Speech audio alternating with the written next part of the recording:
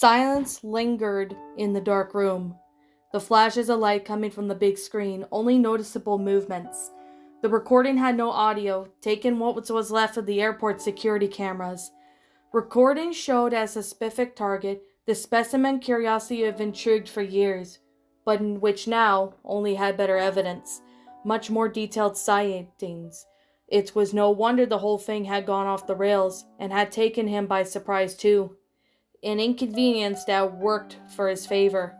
Wesker rested the side of his chin on his closed fist, his arm resting on the arm of the chair. Despite the emotionless face, his eyes were hidden by the sunglasses. The recordings of confrontations with the lickers were clearly evident. The huge fight against the huge horde wasn't detailed, but it showed enough. Wesker straightened up his chair and picked up the mouse right next to his keyboard. He stopped recording it and dragging it to the monitor on his right. A small sigh escaped his lips. That man, that agent, was nothing but an inconvenience. A dangerous inconvenience that had been stone in this shoe for a long time. What do you think? His voice broke the silence, although he didn't turn completely around. He turned his face to the side, towards his companion. I think we're already familiar with these movies, Ida replied, her arms still crossed as her back was against the wall. Just as I thought, Wesker said, opening the image of a man with a gas mask with a machete stuck in the hunter's chest. They are connected. Maybe we should congratulate them. They have done what the entire country couldn't, Ida said, approaching the man and stopping right next to him, watching the information that appeared on the screen. A pointless fight, they're still wasting all that energy for nothing, Wesker said, causing Ida to arch an eyebrow. Are you sure? They've ruined our plans and very came close to discovering us. In comparison, we only now have more information about them, thanks to the inconvenience, Ida said. Her eyes riveted to the man next to her. A smile formed on her lips. Teasing someone who had claimed superior to humans was fun. She hated his arrogance and superiority. Now too obstinate to provoke them. Futile attempts, he said, but Ida simply shrugged. Even so, they didn't change the outcome. We have images of their helicopter entering the leaving area, as well as the audio of their radio calls. 6 minutes later, it was spotted, heading towards the ocean.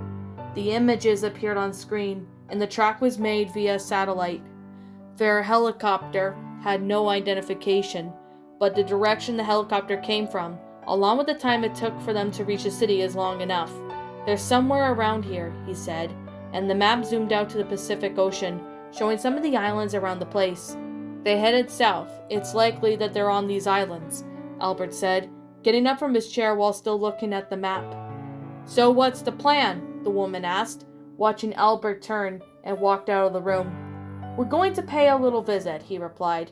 In response, the woman put a hand on her waist. What about my payment? Albert stopped just outside the door.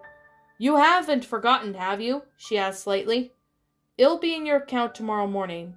It was all Albert said, before opening the door and leaving the room, leaving Ida to her own thoughts. She turned her gaze to the numerous screens in front of her, her eyes fixated on the figure, one in particular, the blonde woman standing next to her newest target. The woman was young, but what caught her attention was what she was extremely familiar. She had seen her before, for sure. Claire sighed slightly as she got out of the car, her eyes scanning Chris's house with certain weariness. She still hadn't finished her work, and she still had a report to do. She still had to talk to Neil about everything, and these little tasks alone prevented her from really relaxing. She was anxious. Perhaps she had survived yet another outbreak. Perhaps Sherry had survived, but was left with scars and traumas that certainly marked her. With a sigh, she put her hands in the pockets of her jacket and walked towards the entrance. Before she arrived, she grabbed a piece of gum and started chewing. Just before she pressed the doorbell, she heard footsteps approaching fast. Light footsteps, but not as light as Sherry's. Jill's was more certain. She also heard Chris complain that he was late, and Sherry laughed a little at the frown of his face. The door opened, and Jill greeted her with a smile, then pulled her into a hug. Hey, Claire. Good to see you. Good to see you too, Jill, Claire replied halfway, through the hug, pulling away a few moments later. I'm glad you and Sherry are okay. Come on, it's time Chris has stopped complaining, she said with a smile. Claire went inside and closing the door after and walking towards the kitchen. Chris's house was nothing fancy, not because he couldn't afford it, but in the older Redfield's words, it was unnecessary. If Claire were honest with herself, the simplicity of the house was really suited him. The neutral tones, the simple and even old furniture, everything was done in a way that empathized practically. It was just like him. Finally, did you get lost on the way here? He teased. In response, she pointed the middle finger in his direction. She went to see Neil, Sherry teased too, and Claire fringed an expression of betrayal.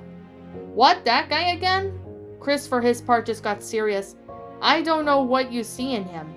Chris, he's a good man, she said, sitting down in the chair next to Sherry and watching Jill sit down next to Chris. A good man who looks like he's going to be knocked over by the wind. Have you seen the size of his arm? It's skinnier than yours. Oh, really, Chris? Not everyone is a muscle freak like you, Jill joked. He doesn't have to be my size or weigh more than 100 kg, but taking care of your own body is everyone's obligation. That one guy just doesn't fulfill. He doesn't take care of what is most sacred, which is his body. How can I trust him to take care of Claire? Chris explained, crossing his arms in front of his chest, making Claire roll her eyes. I think I could take care of myself, Chris, she said. Yeah? When you can't. Shall we get straight to the point? Sherry interrupted the little discussion, although she agreed with Chris. So Chris, why did you call us here? The older Redfield sighed and ran his hand through his short hair, glancing at the woman next to him. We found the last place Wesker was. India. Jill leaned her arms against the table as he spoke. The local authorities are having problems with the outbreak in the region. The BSAA will be offering support. In the meantime, Jill and I will go after him. Do you already have a specific location in mind? Sherry asked, and Chris nodded. He was spotted near Bangladesh 7 days ago. The footage shows him getting into a car and heading down the road that leads to an isolated mansion. Jill answered for him, and Claire ran a hand down for her neck. She hated that, those moments where she pulls her into a secluded spot and tells her she's off yet again another dangerous mission. But she shook her account 2 days earlier. Perhaps she had no rights to complain. This mission was different, however. Wesker wasn't like any other infected. He certainly wasn't like the monster he saw at Harvardville. Those monsters always had a weakness. Wesker had none. When are you going? Sherry asked when she noticed Claire's silence. In 3 days, Chris replied. Just the two of you? Claire asked in concern, with evidence in her voice. Fewer people are there. Here, less attention will attract, Jill said. We only called you in. We wanted to warn you beforehand. Everything is already prepared. We've got already confirmation will be monitored at all times until the end of the mission, Chris said, leaning his torso forward, resting his arms on the table. What if he knows you're going? Claire asked. I don't think that's the case, Chris replied. Why not? If an unknown organization has access to our data, why wouldn't Wesker? Claire, we have to do this. We have to eliminate him as soon as possible. Do you remember the last time you saw him? Claire asked, raising her voice a little. A little something that happened in situations of extreme nervousness. It won't be like that time, and I won't be alone. I have prepared something special for him in the meantime, Chris said. It was obvious that Claire didn't buy it one bit. Chris, are you sure about this, Wesker? He's on a different level, Sherry said, also a bit worried but more reserved to the woman next to her. Yes, Wesker has to die. The sooner the better. I don't even want to think about what might happen if he accomplishes whatever he's planning, Chris said firmly, the same way that everyone else was used to when his mind was changed and was focused on something. He wasn't going to back down. They were silent for a few moments, each trapped in their own thoughts, wondering what to say or how to go from there. Do you guys think he knows that? Claire asked after a while, causing a slight expression of confusion around her. Who, the masked guy? Jill asked. Chris told me. I don't know. We didn't make that plan at the BSAA base as a precaution. I have no idea if they know or not, Chris said, and Cher and Claire exchanged a few silent glances. Deep down, as crazy as it sounded, they would feel a little bit more at ease if he went all along. Wesker was an extremely dangerous enemy, and he was a very skilled agent who would be a great help. They would feel strange that they would want help from a complete stranger. Okay, but I agree this is something that has to be done. But still I have to say it. Be careful, both of you, Claire said after a defeated sigh. She knew that there was nothing she could do about it. It's good that you accept it quickly, Chris said, a little more relieved. He was prepared for a little argument, but it was good that it didn't have to come to that. I didn't accept it, but there's nothing to be done, Claire said. I still do deserve to think my dinner paid for tonight at least. Chris laughed. Done, Chris said with a small smile, getting up shortly afterwards and heading for his cell phone on the counter. Japanese food, Chris didn't like it that much, but it was one of Claire's favorite foods. She made a point on eating a lot, making him spend even more money than usual as her punishment for going good from what could very well be his last job. The woman returned home calmly. Sherry would stay the night, and one of Chris's conditions that after she left on the mission without telling him. Her face showed how tired she was, both from the latest events, the news, and the time. It was already past midnight. The radio in her car was playing some random song on one of the radio channels. She didn't feel like much of listening to what she liked. She wasn't feeling very well at the moment. Her thoughts, mostly negative, invaded her mind. She tried her best to push them away, trying to convince herself that all the jobs that he had done, and would hopefully do so, were and will be dangerous. Some more than others. It was a part of their lives. She just couldn't help but worried. She probably never would. Without a sigh, the girl was pulled into the parking lot of her apartment building. After parking the car, she walked over towards the entrance, waving to Theo at the reception desk as she walked towards the elevator. Claire, a voice called out to her left from the waiting area. As she turned, she smiled in surprise to see Neil approaching the calm pace. Took you long enough. I tried to call you, but you weren't answering. Yeah, sorry, I was at my brother's. It was an important meeting. I didn't pick up my cell phone till now, she explained, pressing the button on the panel, waiting for the elevator. How long have you been waiting for me? Should I be worried? He smiled. Well, maybe. I think it's been an hour. I didn't have time to talk to you after the incident. I was worried. They said you were attacked by that monster, he said, getting into the elevator next to her. Her tone was of one of concern, and Claire smiled a little sheepishly. I'm fine. It will take more than a monster to kill me. The worst thing I've been thinking about is all those lives lost and people hurt, she replied, sighing a little in thought. What about Sherry? She got stuck in the airport, didn't she? It's a miracle she made it out intact, he said, putting his hands in the pockets of his pants. She's fine too, a bit shaken up like me, but she's a resilient girl. Unfortunately, Selena died, she said in a tearful tone, and then turned her face towards the man where she had felt his hand on her shoulder, comforting her. I heard, poor girl, she didn't deserve that. No one did, and he said as he gently squeezed the woman's shoulder in response. Claire just leaned her head on his shoulder, and they both left the elevator after the doors opened. I don't know. Sometimes I wonder if I could have done more. I'm sure she feels the same way, she said as they walked. They walked down the corridor to Claire's apartment.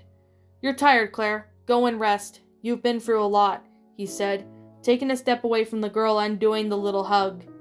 Claire bowed her head slightly. She wanted to feel something other than she would be feeling at the moment. It was moments like this that her superhuman senses came in very handy. Stay with me for tonight, she said after a while of silence, holding Neil's hand firmly but not tightly. They stared at each other for a few moments until the man closed his space between him and kissed her with stern voracity. His lips were hurled strong against hers, and Claire kissed him the same way as she tried to open her door to the apartment. When she succeeded, she practically pushed him inside. In response, he closed the door, pressing her against it. Claire gasped at the feel of her back against the door and moaned slightly at the feel of his roaming her curves. She moved her hands up under her skirt, and he felt his lips against her neck. That night she wanted to feel something pleasant. She needed to release all that anguish that she had been feeling trapped inside for so long. As she felt his hands explore her body, without realizing it, her attention turned to something. Somewhere in the corner of the room, she heard someone else's heartbeat. The thought of that someone was in there made her whole body alert. "Wait, Neil, wait," she said between gasps, moving a few centimeters away from him, the man, holding him by the arms. What? What is it?" he asked. He looked in the same direction as her, an expression of a confused face. "There's someone here," she said, moving slowly a few steps away from the man. Neil was obviously confused, but his confusion completely ignored by the woman who was approaching the place where heartbeats were coming from her hands wrapped around the handle of her gun. It all happened so quickly. From the curtain, a figure moved. Her reflexes were fast, but whatever it was took her by surprise with its speed. The woman was knocked back by something strong, feeling a slight sting in her neck. Loud footsteps were heard, and behind her a thud hit the ground. She turned around, her eyes wide as she saw Neil lying there. Apparently unconscious, right in front of him was his attacker. "Hello, Redfield. Long time no see." She recognized the voice immediately, and a shiver ran down her spine as she saw the face of the man who she thought was dead. Krauser! His name came out in almost a whisper. He had injected her with something. Her body felt so heavy, her eyes felt like closing. Even so, she could see a smug smile on his face. "Wow, you do look hot, but looking a bit tired, though," he said, kneeling down next to her. "Believe me, I wouldn't mind staying and enjoying to show you what you're about to put on with that guy, but I've got work to do." "I thought you were dead," she said, becoming increasingly disoriented. "Does it matter?" he asked, shrugging. "The other girl isn't with you." "Shit, anyway, only you will do," he said, standing up and taking the radio from his waistband. "Alex, do you copy?" Krauser asked, and Claire rolled over on the floor in an attempt to get up. Useless, of course, but she at least had to try. "Yes, report." A woman's voice caught Claire's attention and turned her gaze to where the man was standing. Her vision was already blurring, and she felt like she was going to faint at any moment. "Target acquired. The blonde wasn't with her, though," she said, kneeling next down to Claire and tying her wrists together. "A shame, but alone will be enough," the woman said. "You've done well. I'll send you the coordinates. Your sample will be with my people." Krauser laughed a little, and his laugh was the last thing Claire heard before she fainted.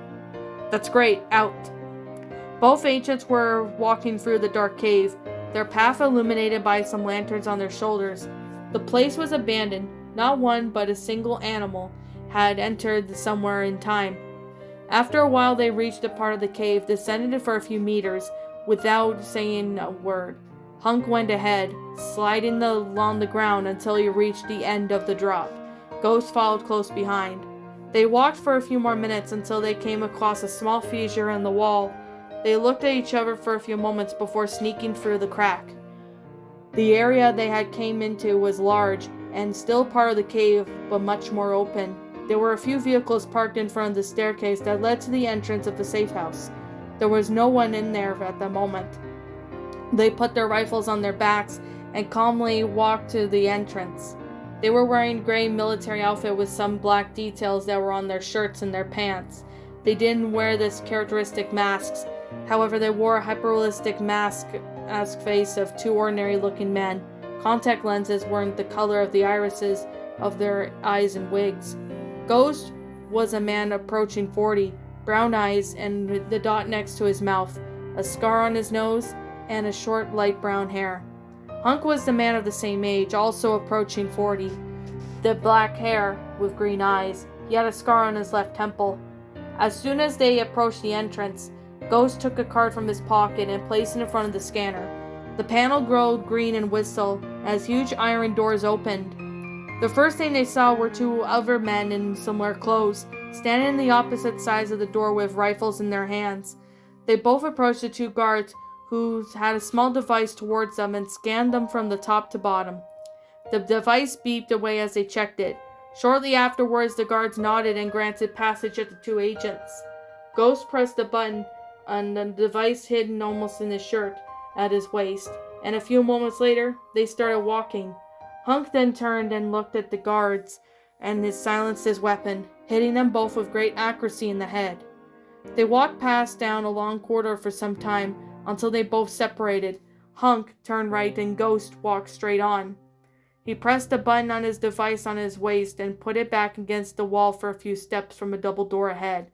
He waited for a few seconds. As soon as the panel on the wall next to him to the door changed green, he walked back towards the door, which opened as he approached. The lights in the room went out as the lenses in his eyes glowed dimly as he activated the night vision. His steps were quick and silent, as so was his movements. He approached one of the guards in front of him and killed him quickly, plunging the knife to the side of his neck, following him to the ground. Then he approached a second and did the same, running his eyes around just before moving to the door to his left. It was the experiment room. There were some subjects in water tanks, mutations present in their bodies but still incomplete. "Ghost to HQ, come in," he spoke to his radio. After entering the room, the emergency lights were on, leaving the side wide enough for subjects to be visible. Some of them wrapped in something black. A kind of tentacle moved slowly towards the mutating bodies. The agent glanced at his radio. HQ hasn't responded, and that's never happened before. "Ghost to HQ, do you copy?"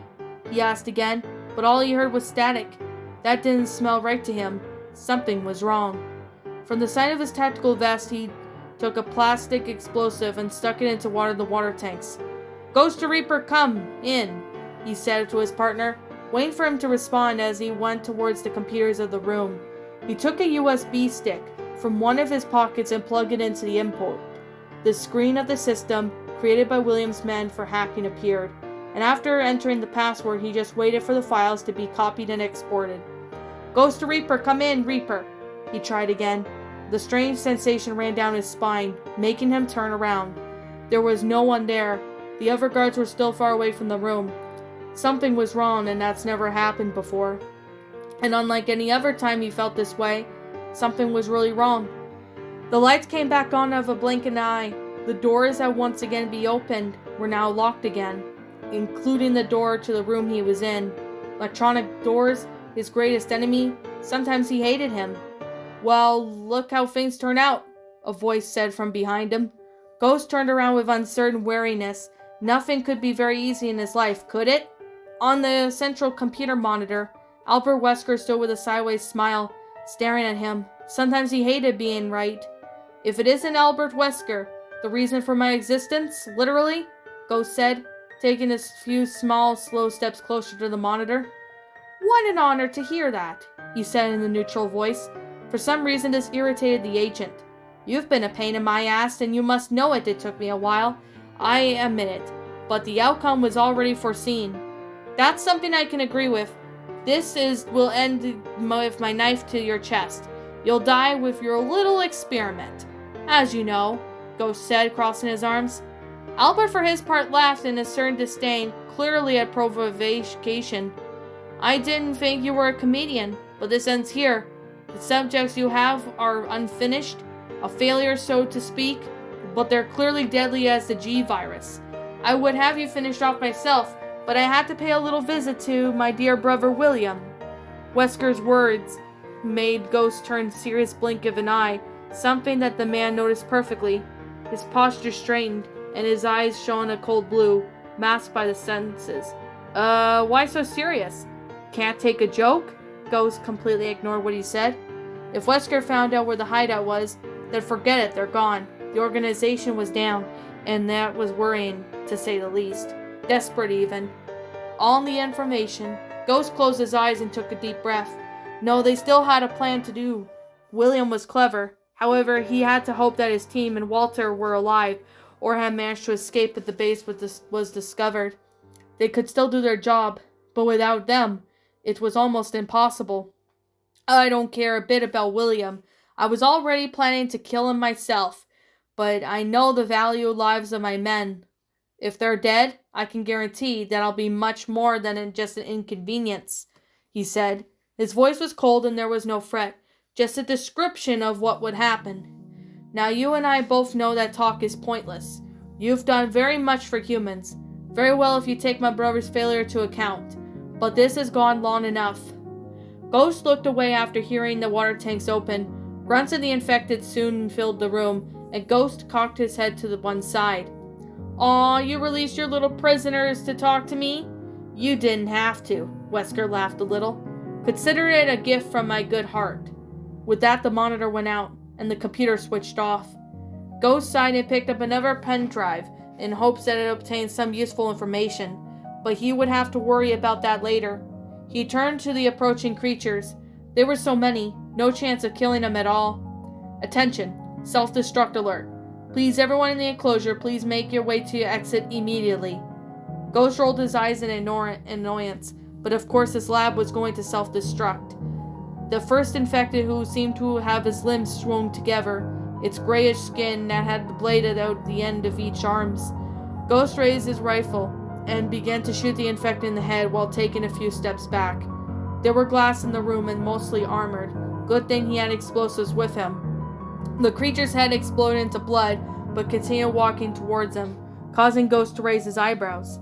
That's all I need, he accompanied quietly, firing at the creature's torso, which was still approaching, seemingly to not feel the shots.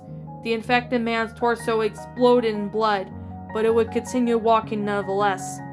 The creature attacked after getting close enough. A sideways attack from above. Ghost was quicker and dodged it by ducking, throwing his torso to the side, kicking the creatures in the leg in the process, bringing it to its knees. However, before he could do anything, another infected jumped towards him. Ghost dodged it by throwing his body forward and rolling onto the ground. The infected looked more human. Its eyes were red, its skin was pale, and its left arm was missing. However, it seemed to have the intelligence. Ghost affirmed this when he saw the infected turn around and ripped off one of the other's arms from behind, using another blade present as a weapon.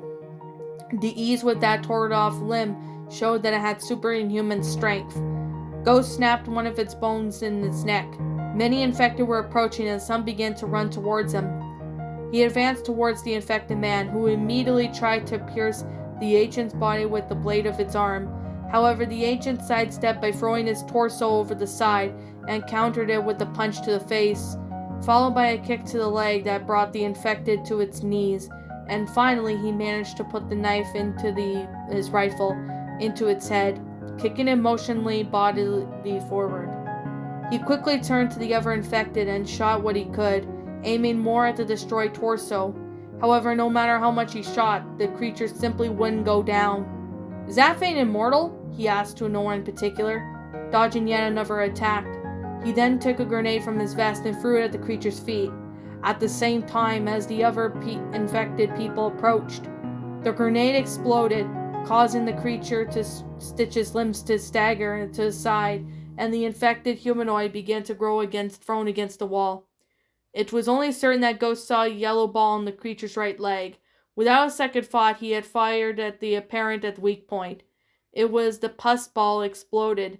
The creature fell to the ground and remained there, motionless. The agent found this curious, but his attention was soon caught off by the roar of something strange. He had watched in uncertainty as the heads up of the two infected humanoids exploded, and the kind of tentacle appeared on its place. The tentacle was thick and very large, with a sharp blade at the end. "Damn, Wesker, packed with bizarre little bugs," he muttered to himself as he shot those tentacles. The bodies approached, and one of them attacked him, a horizontal attack. It was fast and certainly strong enough to decapitate a human. He dodged and crouched down and threw himself forward at both bodies. He knocked down the first and kicked the second, but before he could make his next move, he was forced to dodge when something flew towards him. He threw his body to one side and turned to his back when he saw that thing crash into the wall. It looked like something made of pus, with some black maggots moved like some favorite worms. What caught his eye, however, was the smoke that rose. It was some kind of acid. "Look, you're leaving me no choice," he said, as he dodged yet another blow from the tentacle, and counterattacked by unloading the clip into the thing, destroying it. Just then, however, he heard a familiar roar. Lickers? Why was it always lickers? Those were a bit different. Their necks were even thicker and more protected area with layers of muscle. With no choice, Leon ran back to a significant distance without waiting. He pressed the C4 button. The C4 exploded, killing all the infected nearby and throwing those further away backwards. including Ghost, who grunted as he felt his back hit against the wall. He shook his head and put his arm on the ground to stop himself from falling.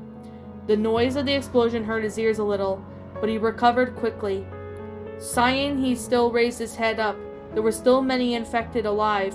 He quickly walked over to the bulletproof glass window and glued yet another plastic explosive into it. The humanoid infected ran towards and attacked him. He dodged himself by throwing it backwards. Quickly, he picked up his knife and plunged it into the blade of one of their heads. Two humanoids infected ran towards him and attacked him. He dodged by yet throwing himself backwards. Quickly, he picked up his knife and plunged it into the blade of one of their heads.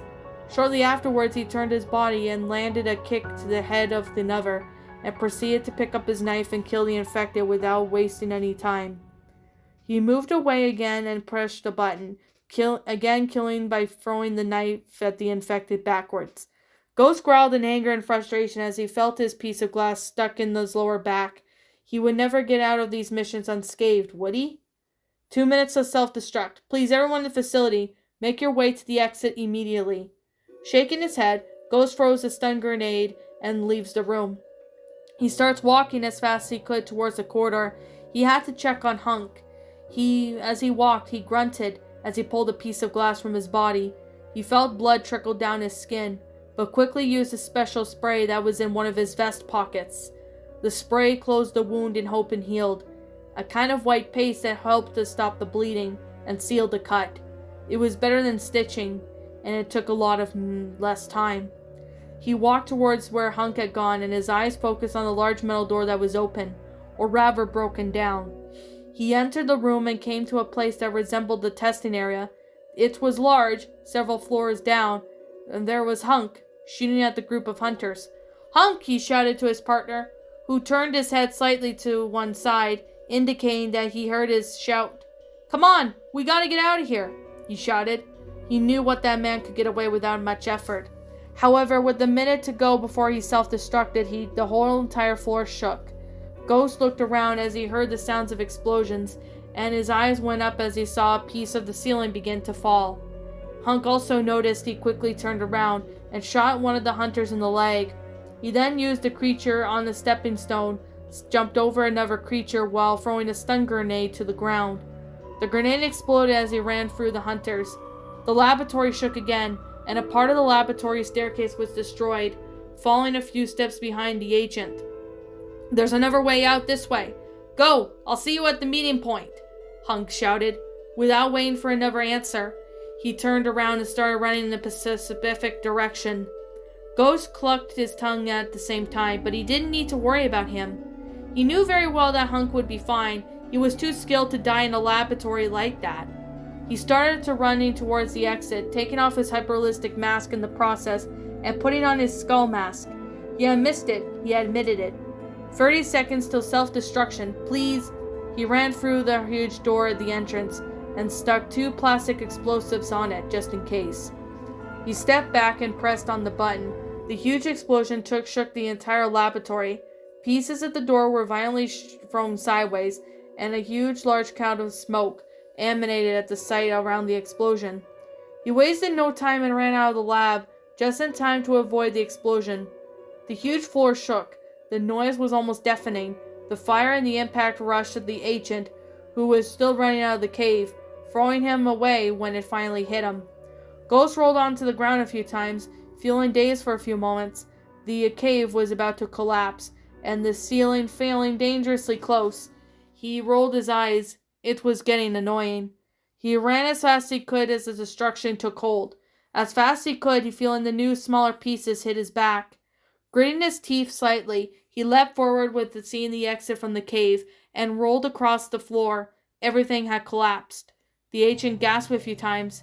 It was always like this. Damn. Maybe I should start writing down how many laps I've activated the self-destruct and nearly escaped. I must have broken some records by now for sure, he muttered to himself, shaking his head and feeling the senses returning slowly. After a sigh, he started to get up from the ground. However, before he could stand completely upright, he grunted in pain by surprise as something pierced his shoulder and hit him several times in his vest and leg. The sound of gunfire echoed nearby, and a shiver ran through his body. He turned and ran towards anywhere that could provide him a bit of cover. And soon he threw himself behind a huge rock. Adrenaline coursed through his body, inhibiting his pain. Not that it would not last long. He did drink a mixture of herbs and threw the bottle aside. He groaned hoarsely. Oh, this was getting more and more annoyed. It certainly wasn't his day. Look, I'd have to give Wesker credit. He's always prepared. A familiar voice came from not far away, a voice he knew well. Oh, sure, he'd never forget the woman who kicked his ass years ago. The FBI agent, who was actually a mercenary. Ah, perfect timing. He was always having a shitty day. He was pissed off, and by chance he had never forgotten to fight. He wanted a rematch. Oh, and now he wanted it. He took a stun grenade from his ballistic vest and quickly threw it towards where it was. He heard something grunt and the grenade exploded. He quickly stood up and raised his rifle, firing in the woman's direction. The first bullets hit her arm, which reflectively dropped his gun and started running sideways towards a parked car and certainly hadn't been there before. The agent put the rifle on his back and picked up the grenade, removing the pin as he walked towards the vehicle. After 2 seconds, he threw the grenade under the car, and the woman was forced to move. The grenade exploded, destroying part of the car and throwing a few pieces of metal and glass sideways. She grunted, but managed to stay fleet of the explosion. Unfortunately for her, she ran through the direction of the agent was already waiting for her, and after having her gun kicked out of her hand, she was hit with a strong punch to the face, which sent her crashing to the ground. The woman grunts and grumbles as she could feel the blood in her mouth, but quickly reacts, turning her body quickly to try to attack her attacker. The agent had expected the attack and dodged it by throwing his torso backwards, countering with a kick that Ida dodged by backflipping and standing up. She gasped a few times and looked at where her rifle and pistol were, before staring at the masked man in front of her. His blue eyes stared into hers.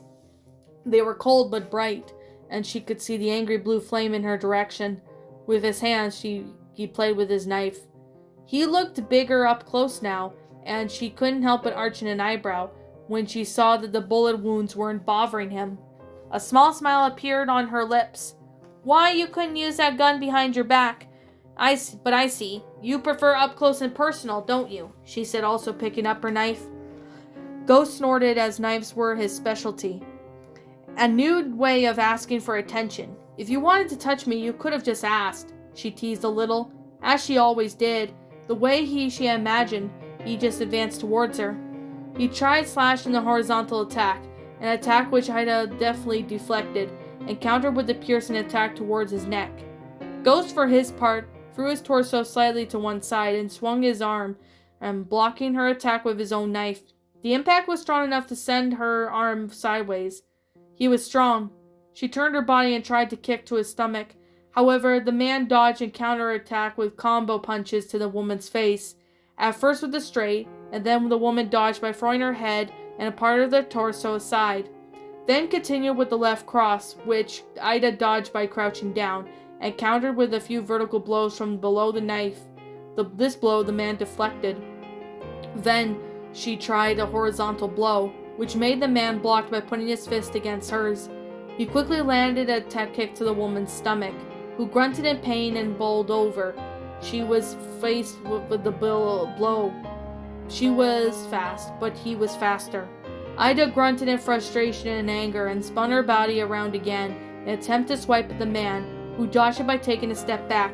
However, Ida took advantage of the momentum of her movement, raised herself on the right leg, and landed a kick to the side of the man's body, followed by a horizontal attack with the knife.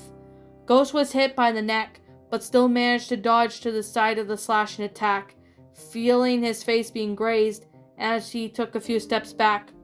"Will you take me seriously now?" she asked as she provocated tone, and Ghost just cocked his head to one side and snorted in disdain.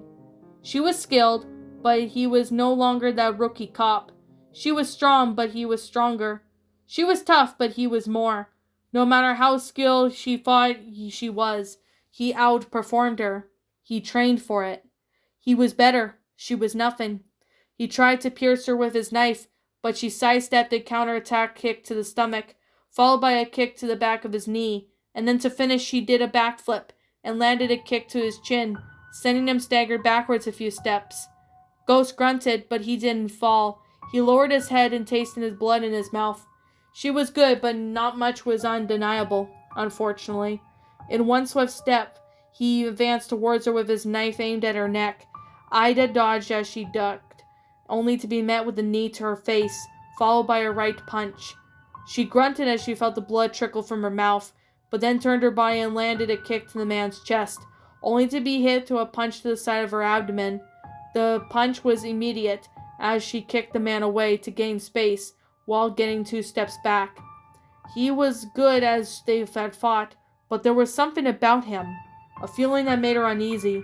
It wasn't just that he was good, but she felt as if she had seen those days before. Angry, determined eyes, they were familiar.